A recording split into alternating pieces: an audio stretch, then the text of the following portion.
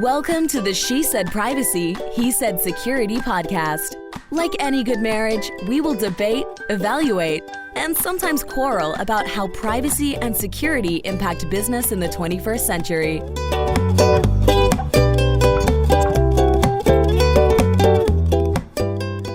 Hi, Jody Daniels here. I'm the founder and CEO of Red Clover Advisors, a certified women's privacy consultancy. I'm a privacy consultant and certified informational privacy professional, providing practical privacy advice to overwhelmed companies. Hi, I am Justin Daniels. I am a shareholder and corporate M&A and tech transaction lawyer at the law firm Baker Donaldson, advising companies in the deployment and scaling of technology. Since data is critical to every transaction, I help clients make informed business decisions while managing data privacy and cybersecurity risk. And when needed, I lead the legal cyber data breach response brigade. And this episode is brought to you by Red Clover Advisors. We help, you want to get one beep? We help companies to comply with data privacy laws and establish customer trust so that they can grow and nurture integrity. We work with companies in a variety of fields, including technology, e-commerce, professional services, and digital media. In short, we use data privacy to transform the way companies do business. Together, we're creating a future where there's greater trust between companies and consumers. To learn more and to check out our best-selling book, Data Reimagined, Building Trust One Bite at a Time, visit redcloveradvisors.com. Well, today we have a special guest for one of our special parenting, protecting children's episodes. And today seems kind of a fun, appropriate day to have this because it's the day we're recording is sort of a fun and special day. Justin, do you remember why it's a fun and special day? Why don't you tell us? No, I want to know if you remember. No, I want to. No, your turn. You did 2 beeps. Your turn. Yes, I have to throw you off because it's fun. Your turn. I guess it's what, today, 18 years ago today, the two of us got married. It's our 18th wedding anniversary, and we love you all so much. We are recording a podcast. So with that being said, let's get started because we have Steve Blair, who is the Senior Privacy and Security Test Program Leader at Consumer Reports, here to talk about how safe are kids, GPS trackers, and smartwatches. Justin, you want to get us started? Of course. So, Steve, why don't you tell us about your career journey and how you came to focus on digital security and privacy at Consumer Reports? Oh, well, first of all, happy anniversary. But yeah, thank you. I first started out being a literal dig ditcher. I was just interested in technology through like the AOL days of dial-up and chat rooms and what have you, and getting kicked out of those through various pieces of software. And rather than get infuriated by it, I was a little bit like intrigued by it. And so that led me down the path of getting involved in general technology and networking and what have you.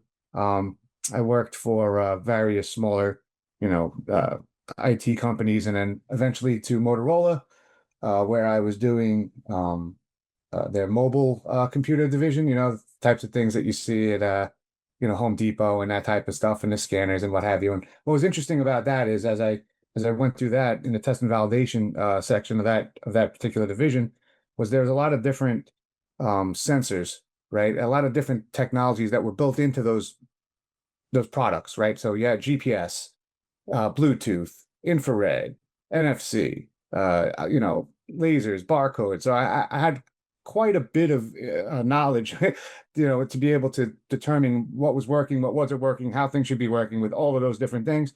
And so this rolled on, and basically Motorola split to Motorola Solutions, and then Zebra acquired them, and I basically didn't change my seat. I came with the building, so to speak. But I was there for a long time, and eventually I was doing their security for those types of products.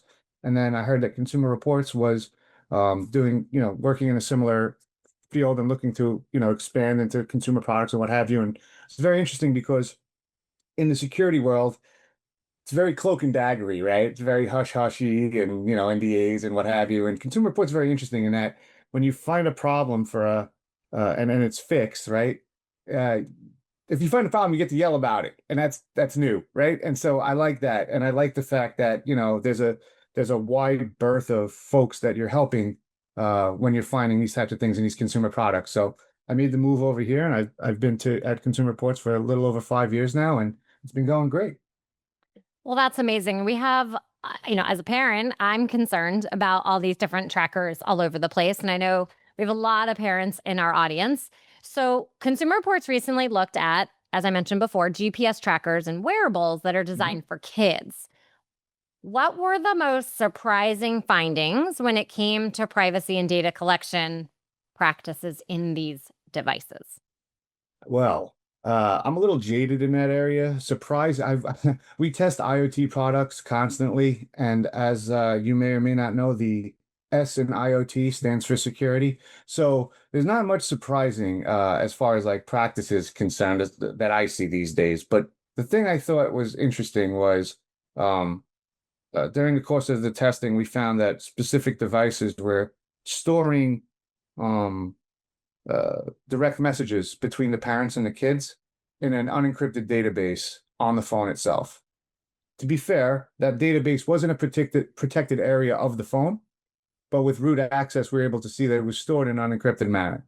And that type of behaviors, kind of raise our eyebrows. Like why not just encrypt? Why not just encrypt? And we find that we ask that question a lot. Why not just encrypt? Just encrypt.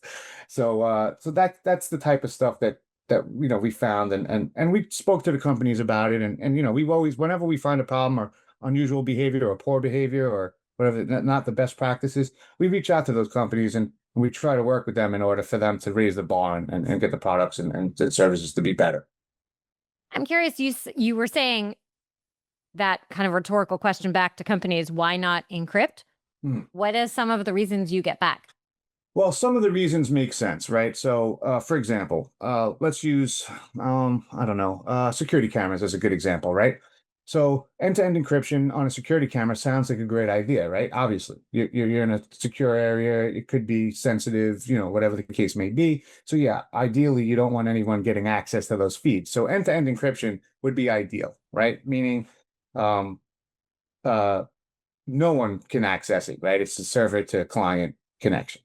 However, if you do things like that, you can start to lose functionality that you might want, right? So motion detection or facial recognition or something to that effect, that you might get an alert. Someone just came in, right? It's like a motion detection. Well, if it's end-to-end encrypted, it's just a stream of gobbledygook and nobody knows what a detection or whatever is. So it can't give you a lot of the features, or in some cases, any of the features that you might want. So in some cases, perfect, or not really perfect, but like end-to-end encryption isn't an option that the consumer would want, right? But in a lot of cases, I found that there's really no need to not encrypt some of this data. But there are situations like I just described in which, it's understandable if you don't want to go all the way out, but we're always concerned that perfect is the enemy of good or better, right? So we're trying to push the ball closer to the overall goal.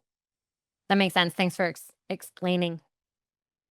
Well, in your research, when you look at these devices, like I know there's an app once the kids start driving that the parents like to have. So when they're driving around, it tells you not only where they're going, how fast the car is going. What happens with a lot of that data? Is any of that data sold? Is it going to places that the parents don't expect? Where my kid is going on Saturday night, I don't know that I want that information out in the public domain. Yeah. As a father of two teens myself, one who is starting to drive, terrifyingly anyway. But yeah, it's hard to determine it, and it depends on the service that you're utilizing, right? So, and the manner in which the service is accessed. Example, you have an app on a smartphone, it may have access to other files on your phone or have access to be able to determine what other apps are running on your phone and things of that nature. You may not want that. That's the type of information that something like a web interface would not have access to, right? And again, it's a lot of, and it's hard, right? So that type of information is difficult to determine because it varies from company to company. And in some cases, situation to situation, depending on the age of the kid, right? The child is under the age of 13, the data laws or practices alter based on laws and what have you, right? So, but generally speaking, it's a matter of looking through the privacy policies, and that can be brutal, right? Trying to dig through that data. Nowadays we have AI, which is LLMs are good at looking at large pieces of text and answering a question, but we do look through that type of data, and we look to see if data sales are occurring and what have you, and we check all of that at Consumer Reports with our testing framework. It's called the Digital Standard, and it's a little unique from NIST and other frameworks that are tested against, because we do look for policies for stuff like data control, data retention, if the company has a vulnerability disclosure program, things of that nature. But really, the only way to determine if it's being sold or not is to look through those pieces of information that are available on the web that the company is explaining to you, or looking at the interface itself and seeing if there's some form of like a post-installation privacy controls of some way, right? So a quick way to determine if they're selling it or they're not selling it, or if you can control if they're selling it or not selling it, is to see if the app or the system that you're using has a feature to control that, right? Or to see if the company has a feature or means of contacting them or otherwise interfacing with the service to control your data, delete your data, correct your data, things of that nature. So long story short, definitely maybe. It depends, right? It's a very liquid area. Were there situations where you found perhaps the manufacturers stating we're only going to use the data for the service, we're not going to collect certain types of information, but then actually they were doing those things, so it was the opposite of what was stated? We have found things similar to that, not necessarily outright, lying, so to speak. But like, for example, when we were talking about the location data earlier, right? We found that those messages stored on the phone in an unencrypted way. So we reached out to the company. The company comes back and says, chat messages are not backed up or stored by Google. But cool, that's not what we're talking about, right? So no, we're saying it was here in this area, and they say, well, it's encrypted, in transit and at rest. We're like, well, not at rest here, right? So like there are times where that happens. A lot of times it seems like there's a little bit of talk around the scenario rather than directly to it. But yes, to answer your question, we have found there have been cases of companies saying they're doing one thing, and we find direct evidence that they're not. We call them out every time on it. We bring receipts, right? But like from a consumer perspective, it's very difficult in this space to know what's good and what's bad and what's happening. That's why we're doing so much work in this area, But basically, as a consumer, I'm always in karate stance, It's always something's gonna happen. So it's hard to just relax in this ecosystem, unfortunately. And it sounds like, as a consumer and as a parent, I can read. I then also need to download and likely go through all the different settings to figure out, is there more happening before I feel really, if I'm a parent who doesn't want that information shared elsewhere. It sounds like I'd have to sign up for the service and then test it to really validate what I'm reading. So sometimes you don't have to sign up. And yes, that's why we when we speak to manufacturers about these different policies and different things like that we're working at, we ask that they put it on their website so that you can see what those policies are before you actually purchase the product, which makes sense, right? Obviously. It's no point in buying something and then saying, well, I don't want this when it's in your hand already. So Exactly. that's something that we're really, right? So that's something we're really pushing for. But to your earlier point, there's downloading the app and stuff like that. That is a good methodology because generally speaking, when you're loading the app, it'll start to ask for permissions. And so if you have a GPS, device for your child, for example, and and it starts saying like, well, I need access to the camera and I need access to like some unusual sensors that you don't really need in order to do what you want the application to do. Now, to be fair, the application might also say like, well, it needs access to the camera so that you can have a picture of your child, and that, well, maybe you don't want that either, right? So to go through those types of things and only agree to the permissions that make sense for your use of that product is helpful. And then also, like I said earlier, to like take a look at the settings if you can and determine if there's some means of privacy controls within the app. And generally speaking, if that happens, and then again, this is very general, right? But it at least points to the company having at least thought a little bit about privacy and security and that kind of a thing. So another good tell if we were playing poker would be are the data collection features, right? Like whatever those might be, right? Are they off by default or are they on by default, right? If there's an automatic update setting, is it enabled by default? So things of that nature can be a little bit of insight into if the company has like even given a thought to privacy and security in general in their products. As a person who obviously has two teenagers, and then you test these products, how accessible do you find to go into the settings and toggle on or toggle off what you want? Well, You would do, or do you find different manufacturers make it more difficult or easy? Like I find Apple, it's fairly straightforward, but then you have other ones where you have to go through like 7 menus, and you can do it. They just make it as insanely inconvenient as possible to do it. yeah, I agree with that assessment as well. Some are easier, some are harder. Like I mentioned earlier, I worked for Motorola. I didn't mention how long I worked for Motorola for, so I was actively involved with like the beginning of Android. So I'm like an Android guy because I can like make it dance if I need to, right?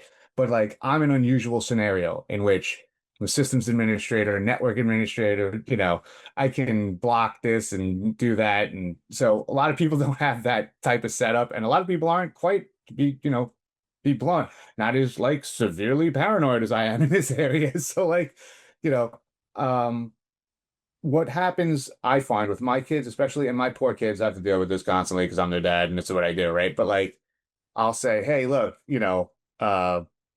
don't do this because of this, and they get it. But what I'm saying is like some of the different products they use, like you said, some of them make it where you have to do some ridiculous situation to control that type of data, right? To control your own data, whereas others don't. So what we end up doing as a household, here, the household of the privacy expert, is we tend to buy the products that give us the better options and the better permissions and the ability to control our stuff. So, it might be the most popular thing in the world, but we're trying to use the best thing in the world, for those purposes. And so, yeah, like ultimately, like the cream rises to the top. So we're trying to use and to support the companies and the services and whatever that are doing the right thing in that area. For those parents who are not as tech savvy as you are, Sorry. what would you recommend they do to help them evaluate? So if we sort of wrapped up and summarized, there's all these different devices, they're tracking, there's safety, privacy, security concerns. What 2 to 3 tips might you recommend to a parent to pick the ones that they're going to find are best suited for them? No, that is a phenomenal question that is asked about 1,000,000 times to anyone in my seat, right?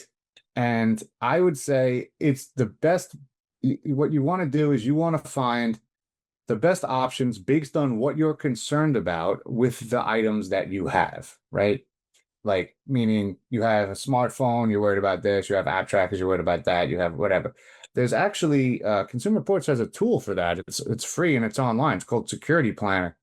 And it's a step-by-step kind of a situation where you say, hi, I'm worried about these things. I have these devices. Please tell me what to do in order to take care of that, my concerns in that area. Like I said, it's a free tool, doesn't track. It's very nice, has a long UUID, which if anyone doesn't want to know what that means, it's like a unique string of characters, so that you can save your progress without like logging in, right? And then it's unique to you, and you can go back and finish it as needed. That's a nice tool, but generally speaking, it's gonna. I think the advice that we were giving out earlier of looking through the privacy policies, trying to see if there's some manner of contacting the company for security concerns to edit or correct or delete or access your data. That's nice. Looking for things that are for children specifically. Look for terms like COPPA, the COPPA, which is the Child Online Privacy Protection Act. Is that right? I think that's right. Yeah, thank you. There's so many acronyms. But yeah, things of that nature, or CCPA, which is the California Privacy Act as well. So like things of that nature are a baseline, at least, of privacy and security protections. And then, you can start looking from there, like we were saying earlier, seeing if they have some sort of features post setup or things of that nature, or take a look at, again, and not to like it's we're not selling a product, it's a free service. You could utilize Security Planner at Consumer Reports, and that may be very helpful to you as well. I've had several people comment that would help them quite a bit in that area. Yeah, it's a really interesting tool. I did not know about it, so thanks for sharing. Oh, good.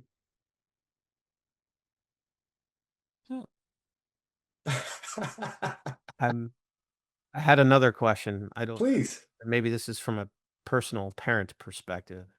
Okay. Sometimes your kids will go to conferences or go to social events, maybe out of town, and in order for them to communicate, you have to download an app.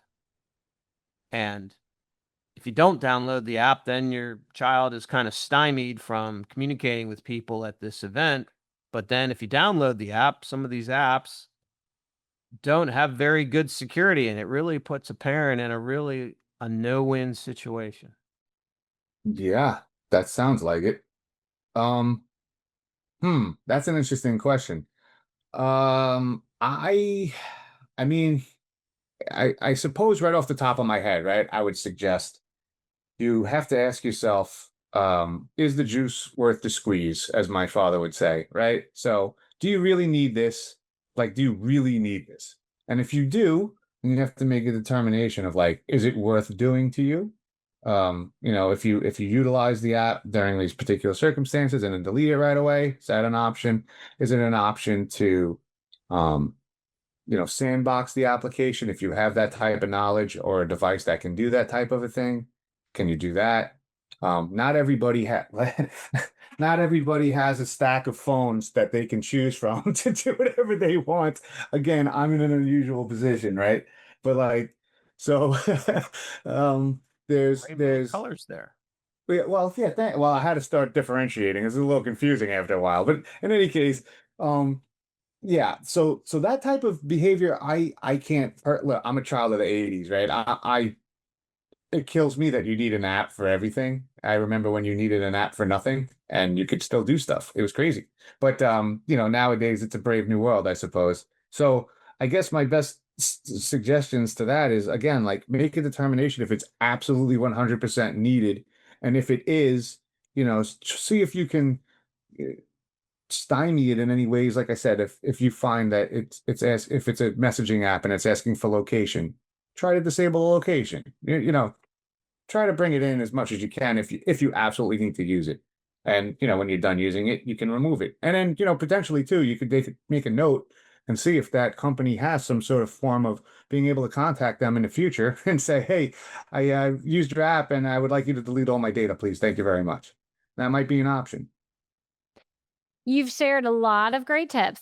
Now imagine you're at a party and people figure out what you do.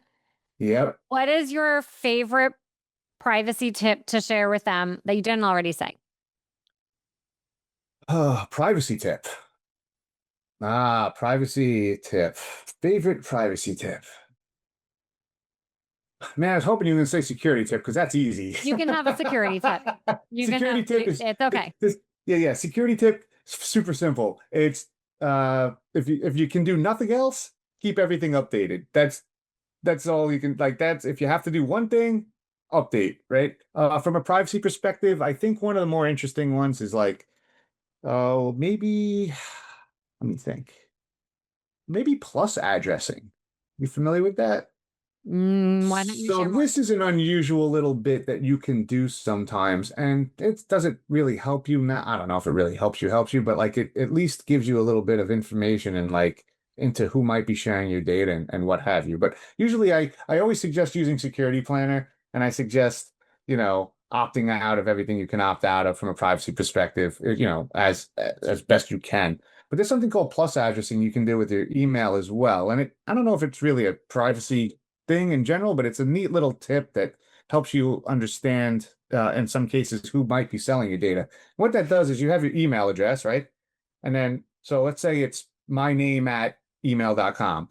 So you can say my name and then put a plus sign and then whatever text you want at email.com. And that works as an email. So for example, if you sign up with a, some sort of meetup or something like that, you could say Steve plus meetup at email.com, right? And then that's the email that they have. So when you get emails from them, it comes in as Steve plus meetup, and you see it and you know it's them. And all of a sudden you got something from IKEA that comes up with Steve plus meetup. Well, you know that meetup has now sold your data to IKEA to send you that information. So things of that nature, that it's an interesting little tip. It doesn't really help specifically, I don't know, but it kind of like raises awareness a little bit better. And it may help a bit more, but generally speaking, just try to opt out of everything if you can. Unsubscribe to emails. A lot of those things do work. They'll take you off the list, and eventually they may keep selling a list, but eventually your name won't be on it, right? So it's just, the privacy world is so many moving parts. It's very, very difficult to give like one piece of advice, right? But just generally speaking, find alternatives, right? Makes sense. So, when you're not out testing these devices and trying to help consumers make informed decisions, what do you like to do for fun? That's kind of funny. I'm an outdoors kind of a person. My family and I are very outdoorsy, hunting, fishing, camping. We have a large camper that we haul around the country, and it's, I don't know if it's really called camping anymore. It's basically a hotel room behind us, but we do that kind of thing. We're engaged in that type of behavior. Basically anything that doesn't involve looking at a screen anymore. I think that's become like the hill that you roll down, right? It's, IT, systems administrator, network administrator, chicken farmer. Like you're just like, I don't want to see it anymore. So that's kind of the type of stuff that we do, is like outdoorsy stuff. I'm also a purple belt in Brazilian Jiu-Jitsu, and I've been training that for about 8 years now. So that's another thing I like to do. That I'm an older guy. I'm not competing or anything, but like good to stay on the mats, stay active. I think you have a lot of people who share your I want nothing to do with the screen in their fun activities. It's becoming even more and more common. Steve, we're so glad that you came to join us today. If people would like to connect or learn more, where should they go? Like for Security Planner, for example, where should they go to find that? Oh, they can just go to Consumer Reports, the website, and on the website they have a digital link, digital security link. So if you just go to consumerreports.org, click on the digital security link right on the top there, and it'll bring you to all these different tools, different questions that we answer. For example, proactive steps to keep the data safe, and how do we set up our connected products in a safe manner, and how do I stop companies from selling my data, things of that nature. There's a video of me hacking a bunch of video doorbells. I just had a shout out to myself. You'll notice I'm wearing a Hawaiian shirt because I'm always wearing a Hawaiian shirt. And it has links to that tool, that security planner tool that I mentioned earlier. So that's the spot, consumerreports.org, and just click on the digital security on the top. Amazing. Well, Steve, thank you again so much. We really appreciate it. Oh, thank you so much. It's a pleasure talking with you. Thanks for listening to the She Said Privacy, He Said Security podcast. If you haven't already, be sure to click subscribe to get future episodes and check us out on LinkedIn. See you next time.